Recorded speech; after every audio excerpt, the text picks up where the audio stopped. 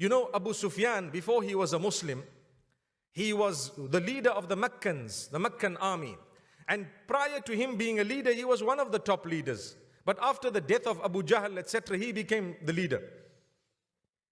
He prepared an army to come back to attack Muhammad sallallahu alaihi wasallam. And the Meccans had sent a huge army to come and attack.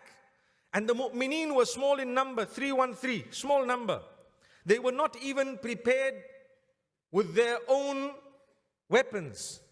And what happened? The army had come forth and they were coming. Someone got to Muhammad sallallahu alaihi wasallam and told him that Abu Sufyan and them are coming. And this is the condition upon which they are coming, which means they're heavily armed. You know what? Allah mentions this in the Quran. الذين قال لهم الناس إن الناس قد جمعوا لكم فاخشوهم فزادهم إيمانا وقالوا حسبنا الله ونعم الوكيل. Allah says, do you remember the time when the people came to the Messenger sallallahu alaihi wasallam and told him that those people are coming? Those people are coming, you need to be scared of them, you need to fear them, you need to watch out for them. And what did the Prophet ﷺ do? What happened to the true believers? Allah says, it increased their conviction.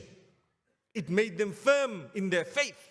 And they said, Hasbunallah wa ni'mal wakil. Allah is sufficient for us. And He is the best disposer of our affairs. My brothers, my sisters, when Allah closes a door for you, and a second door, and a third door, and a fourth door, it is because the fifth door will lead you to a place way beyond the first four doors. You have to be convinced. You tried something, Allah closed the door, you came out again. You tried something, Allah closed the second door and the third. Whether it was a marriage and you ended up divorced once, twice, thrice. Some of the brothers and sisters, especially the sisters who've been divorced more than twice, they will tell you, I've given up. Now I'm not going to marry. Why? Perhaps the next man or the one after the next man will be such a lovely person that you'll forget about the other 5 characters that you were married to. Yes.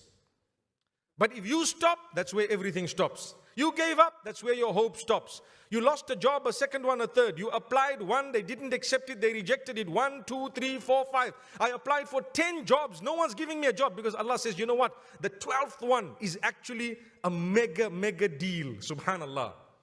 That's why we don't want you to get these 10. But after 5, you're giving up. What's happening? You are doing something wrong.